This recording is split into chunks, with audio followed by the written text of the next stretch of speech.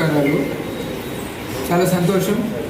Vishwaguru world records తరఫున ఈరోజు వేదార్థ్కి ఈ అవార్డు అందించడం నా యొక్క పూర్వజన్మ సుకృతంగా భావిస్తాను.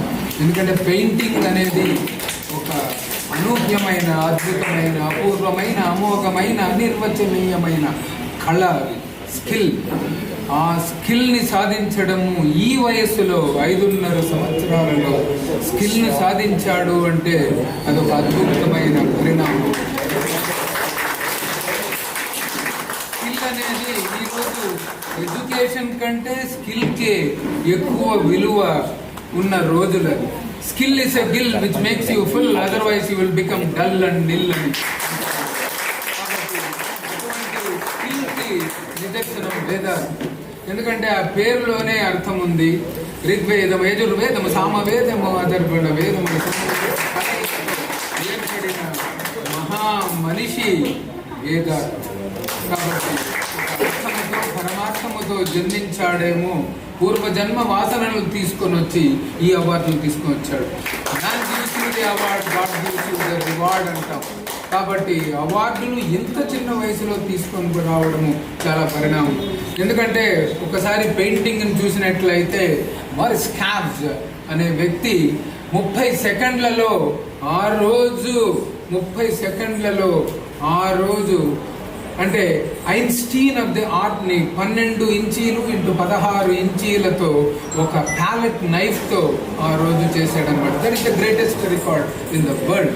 నెక్స్ట్ పరిచయ సాహా అనే వ్యక్తి 0.92 సెకండ్స్తో ఎటువంటి టూల్స్ వాడకుండా, పెయింటింగ్ టూల్స్ వాడకుండా వేళ్లతోనే, లిమ్స్తోనే 0.92 సెకండ్స్తో వాడి వరల్డ్ రికార్డ్ సాధించారన్నమాట. కాబట్టి అటువంటి వ్యక్తుల స్థానంలో ఇటువంటి మోనాలిసా, లియోనార్డో డా విన్సీ ఇటువంటి వ్యక్తుల యొక్క జాబితాలో తప్పనిసరిగా చేరుతాడు అనడంలో ఎటువంటి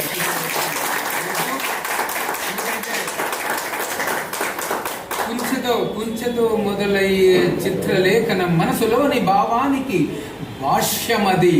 ఎర్రని వర్ణాలు, హరిత చందనాలు, కళాకారుని మదిలో ఉన్న మధుర గీతాలు, మనసులోని భావాలకు ఒక రూపం తెచ్చిన వేళ, కనులలోని ప్రతిబింబాలు కదలిన హేళ, ఎన్నో కన్నీళ్లను తుడిచే ఈ వర్ణాల మాయ వేదార్థి యొక్క యథార్థ ఛాయ.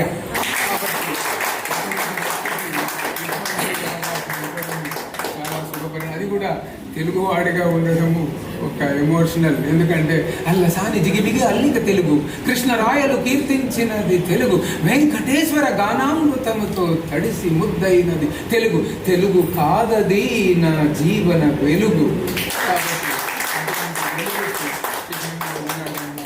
కాబట్టి అతనికి ఆయురారోగ్యాలు, ఇంకా కీర్తి పతాక సన్నివేశాలు ఎన్నో సాధించాలి. ఇటువంటి వ్యక్తికి, అబ్బాయికి జన్మనిచ్చిన తల్లిదండ్రులు కారణజన్ములు పుట్టడం అనేది జననం సాధారణమే, కానీ మరణం ప్రకంపనాలను సృష్టించాలి. అది ఆ ప్రకంపనాలను ఈ వయసులోనే ప్రపంచాన్ని ఆకర్షిస్తాడు. తప్పనిసరిగా అతనికి ఆ 12 జ్యోతిర్లింగ స్వరూపుడైన మహాశివుడు, అశుతోషుడు, ఆ యొక్క 18 శక్తిపీఠ అమ్మవారు ఆయురారోగ్యాలను, మనశ్శాంతి, ఐశ్వర్యాలను, నైపుణ్యాన్ని ఇవ్వాలని కోరుకుంటూ మనస వాచ కర్మేణ సెలవు.